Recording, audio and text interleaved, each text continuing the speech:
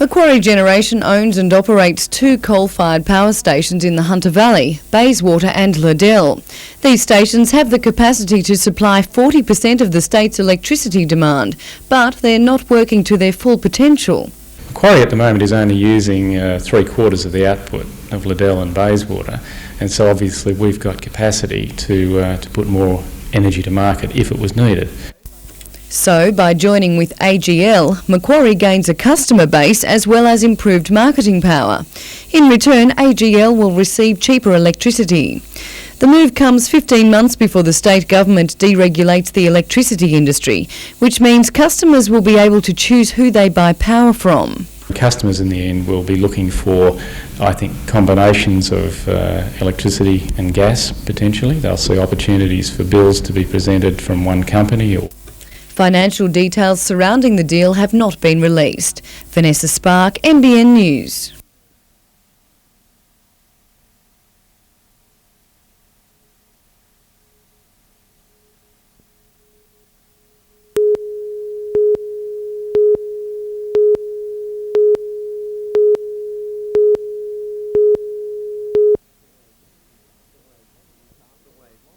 The Waves of Newcastle are a long way from world titles in Brazil, but for local Nick Boone today they were a perfect way to unwind after gruelling competition.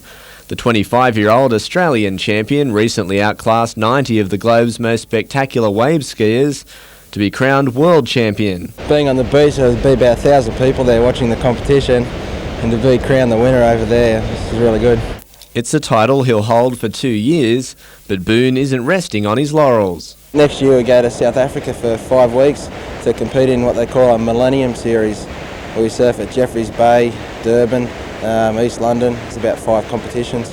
And while wave skiers are often regarded as the lesser members of the surf family, Boone's been board-bound for 12 years and wouldn't swap it for the world. I used to go down the beach with my uncle and they all used to ride wave skis, and I used to go down the bodyboard, and I thought, oh, it doesn't look too bad, so I got into it and it's proved out to be good.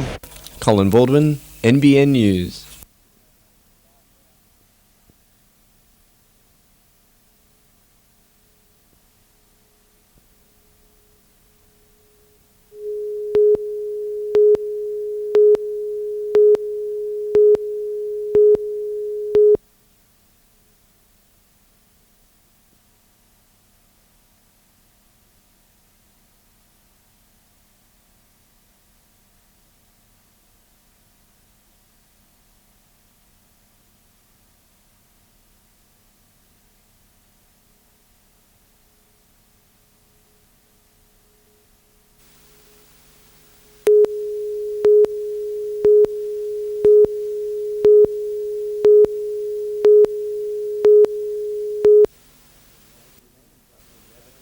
Tony Abbott was in Newcastle today unveiling funding for a series of small projects designed to boost employment in the Hunter. But the Prime Minister's Hunter Jobs Task Force that was set up 2 years ago following the announcement that BHP would close says its report on jobs has been ignored. You wonder whether you've wasted your time being on the Prime Minister's Task Force. I can understand them feeling slightly ripped off, if you like. The report contains a whole lot of social and economic problems we're having in the region, not only brought about by BHP's closure but by the closure of a lot of other industries. But the Minister says plenty of jobs will flow from as yet unspent federal funding. That the $9 million so far committed out of the $10 million Hunter adjustment package, we believe that will create 1,000 jobs directly and 4,000 jobs indirectly. Activities in this state.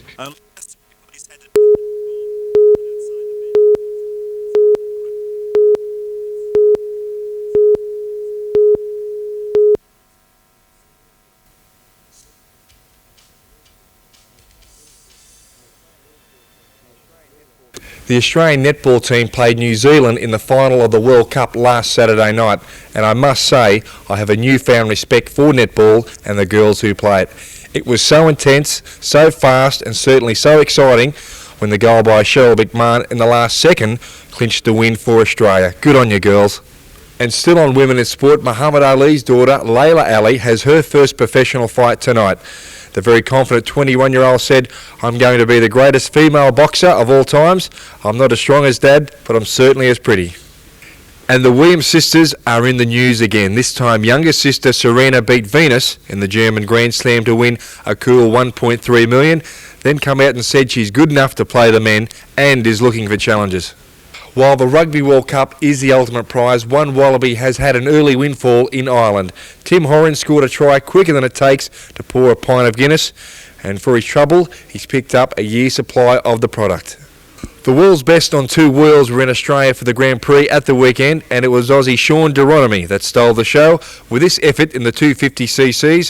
While most would prefer to use the brakes on their bikes, Sean's helmet certainly did a great job, and he was lucky enough to walk away uninjured.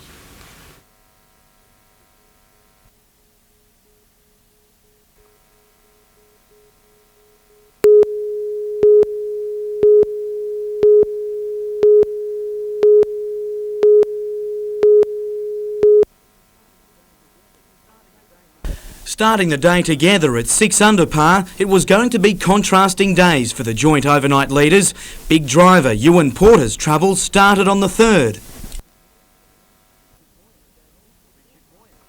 Richard Moyer found his way into trouble as well, but always seemed to find a way out.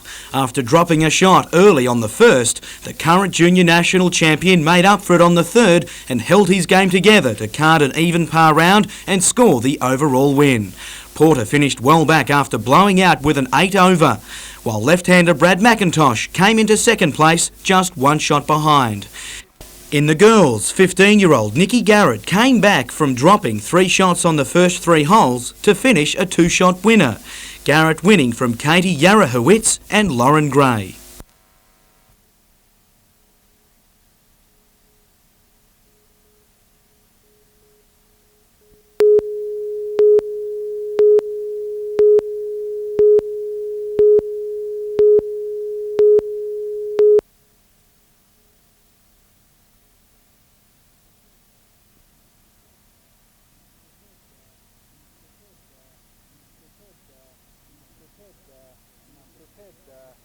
We've had a number of people that have indicated they've sighted a person fitting his description.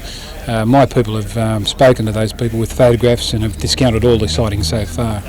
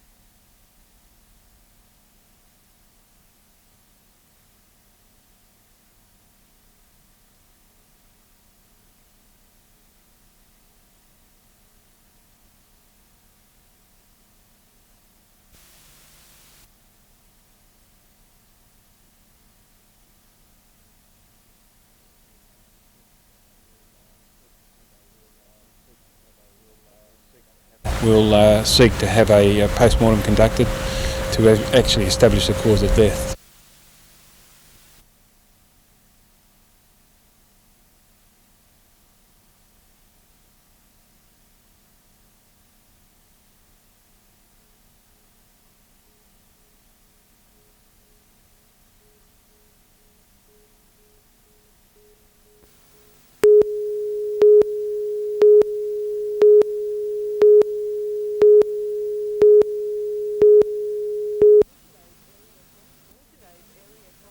Today's Area Health Board meeting didn't result in any hard and fast decisions about the future of health services.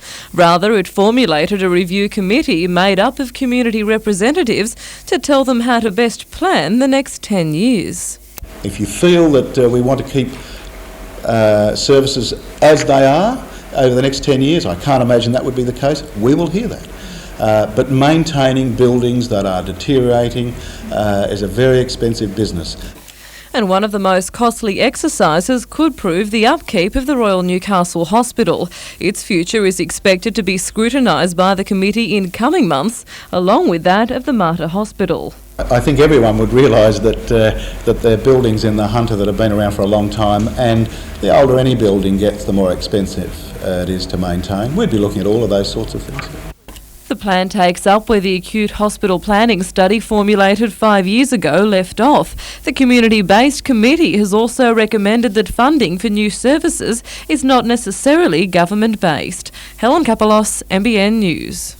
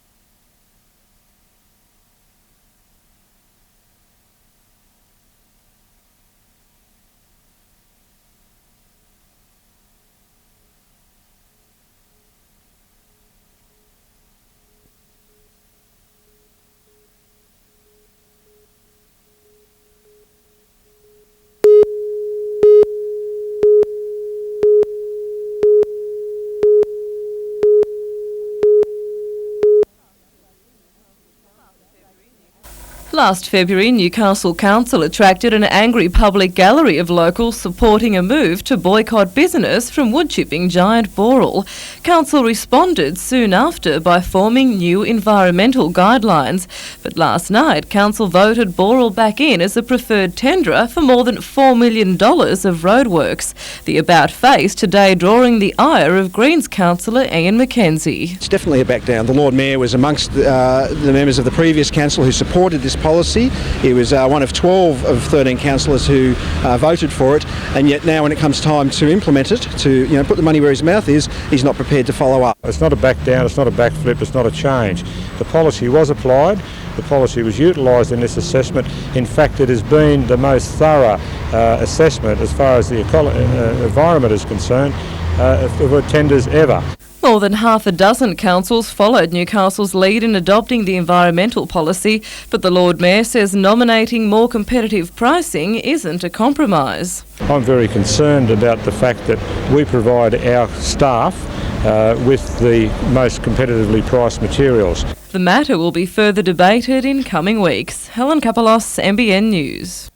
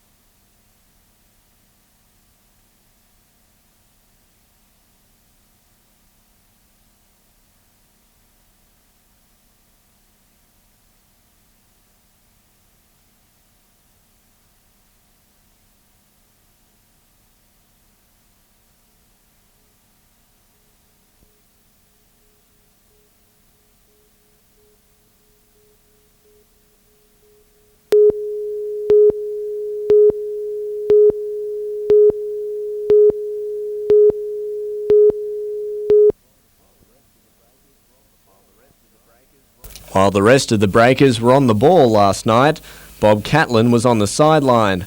Coach Lee Sterry has given the keeper until late Friday afternoon to recover from hip bruising, but star substitute Brad Swancott is on standby. The kid's going to go places, I'm confident in his ability. He's a confident player and I think he'll do the job if he's called on.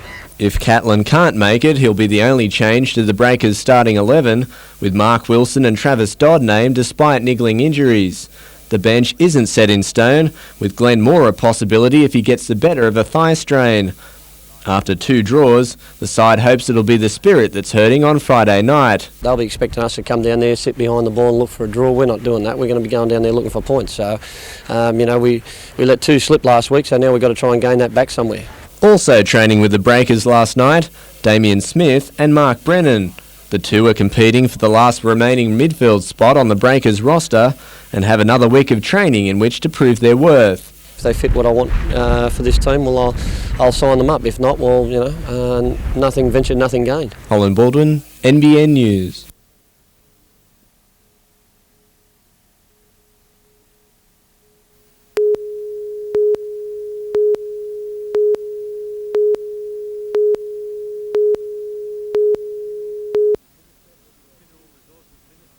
Mineral Resources Minister Eddie Obeid was busy signing an agreement with the mayors of Singleton and Muswellbrook today for the ongoing rehabilitation of disused mine sites in the Upper Hunter.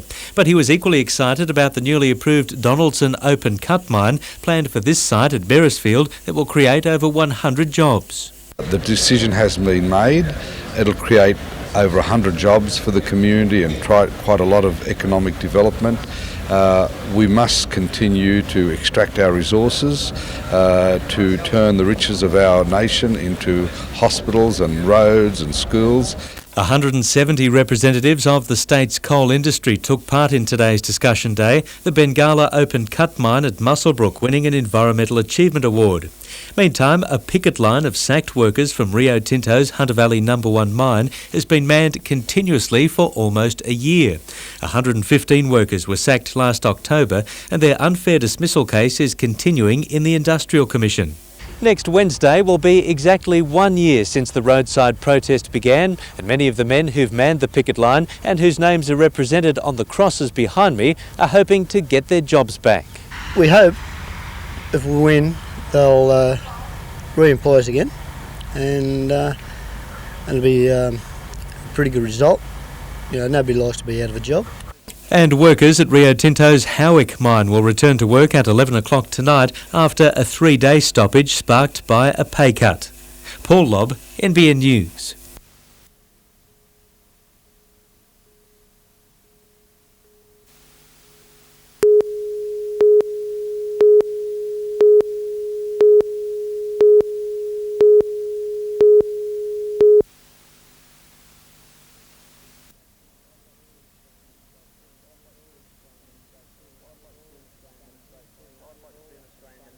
I'd like to see an Australian head of state too, We're all in it for the same thing, so that'd be good.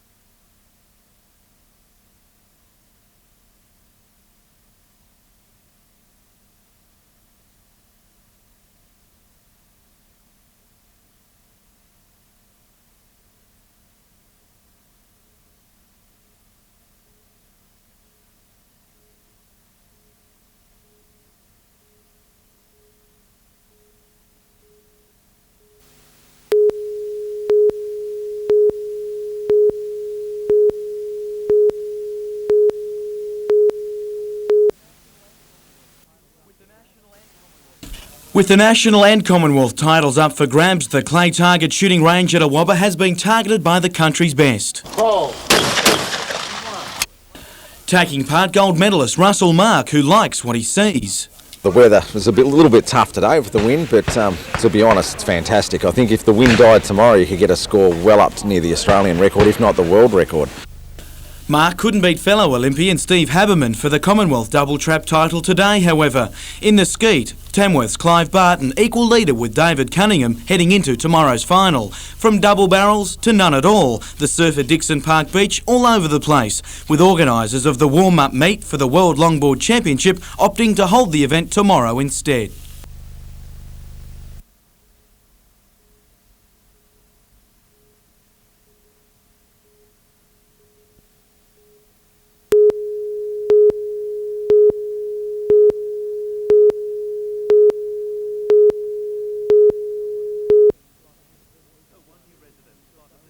A Wangi resident spotted the 10-metre flybridge cruiser low in the water on its mooring early this morning. But before anything could be done, the luxury vessel was on the bottom. The sight heartbreaking for its retired owner, Terry Roxby. It's a major catastrophe as far as I'm concerned. As the $90,000 craft lay almost totally submerged, the crew of the crane vessel Alkira attached slings in a bid to raise the 8-tonne vessel. With the help of a local fishing boat, the Fire Brigade's hazardous chemicals team put inflatable booms in place to prevent the spread of diesel. We believe there's still 200 litres left on the vessel, and that's the purpose of the booms, to make sure that there's no further spillage. Any further spillage into the water will be able to recover with our skimmers. The cause of the sinking won't be known until the vessel is raised. The concern tonight centres on preventing further spillage that could harm the area's rich wildlife.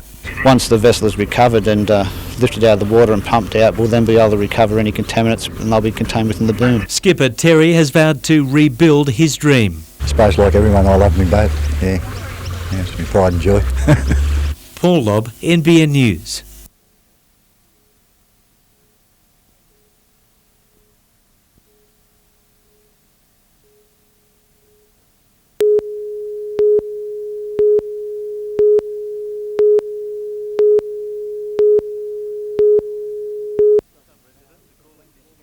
Some residents are calling this newly constructed mound the Great Wall of Brightwaters. It's a levee bank positioned behind homes in Bailey Street to prevent water runoff from the nearby Uramba estate that's under construction.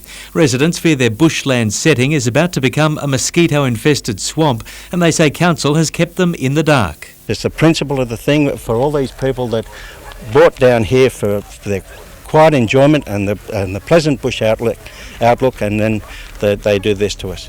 Without any consultation, just boom, by stealth. Holding ponds have been installed downstream from the new 115 home development, but locals say the area is already flood prone. When that fills up, it fills up the house next door, into ours, into the one next door. We're all underwater. Will the residents get a swamp?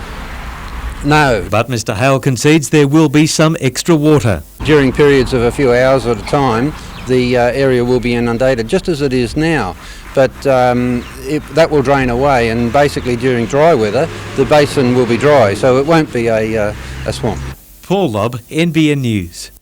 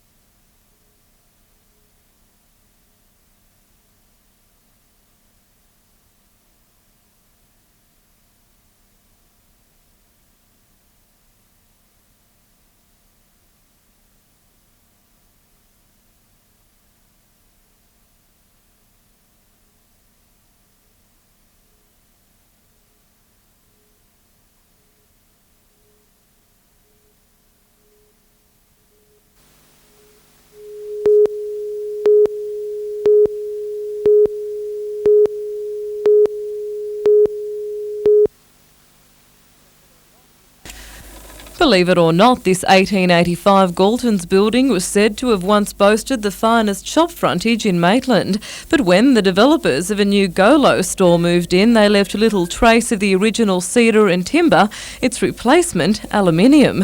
It's a move some claim just isn't good enough for the heritage capital of New South Wales. What we've got in its place is not something that is for the better in Maitland. It's extremely garish and ugly and doesn't add any attraction whatsoever. Maitland Council doesn't condone the unauthorised work either, ordering developers to replace the aluminium with timber mouldings, but the Mayor claims the store will generate employment. The facts are that that shop has been vacant now for 13 years. That is in a fair range of decay. And I think everybody in Maitland, with the exception of probably a few, would be most anxious to see that end of town revitalised and, most importantly, to provide jobs. The Heritage Network is now urging locals to boycott the Variety Discount store when it opens on Thursday, claiming it does little for tourism. It's understood timber panels are still being specifically manufactured for the building shopfront. Helen Kapalos, NBN News.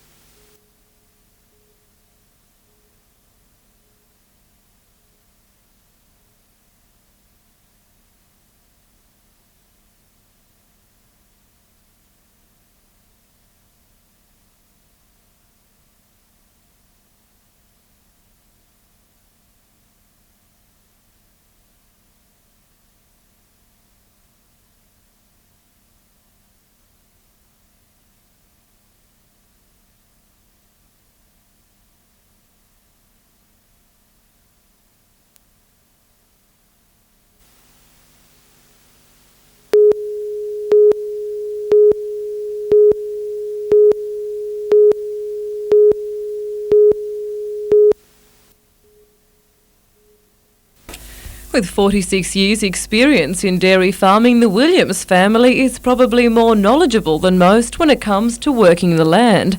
And today, some of that wisdom was imparted to their local counterparts, with Hunter Farmer of the Year David Williams happy to offer some tips. Pasture improvement has been a big issue with us, and irrigation. Over the years we've gradually expanded both of those. The other thing has been we've improved our cow breeding over the years and increased production. In recent years, the family has more than doubled its Jersey cow herd, now milking some 240 cows each year. Initiatives like these concrete feeders and fencing along the riverbank have also helped reduce waste, making pastures more environmentally friendly. But if good planning is everything, then it's certainly yielded the best results for the Creebank farm. The Williams family is now hoping it will place them in good stead when they contend with upcoming challenges such as deregulation. Yeah, that's a big concern. I can't see anything but having to take a price drop there, and hopefully that some of the things that we've done to improve our property is going to help us through over the next coming years. Helen Kapalos, NBN News.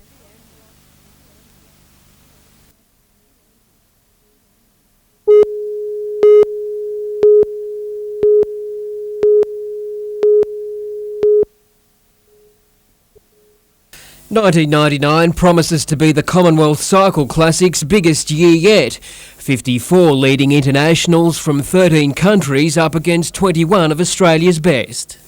It's a great opportunity for those people who missed out on tickets for the Olympic Games to come along and have a look at part of what will be Olympic pre-racing. This will be the 18th year of the race, which in the past has attracted 72 Olympic medalists and world champions. The race will also attract international media attention, with the race beamed to 140 countries. It all adds up to one big promotional postcard for the Hunter and Central Coast. The Hunter region itself will most probably pick up something like an hour and a half of coverage out to over 500 million people. The race starts this Saturday with the 130-kilometre Stage 1 from Hornsby to Warners Bay finishing at noon. Blake Doyle, NBN News.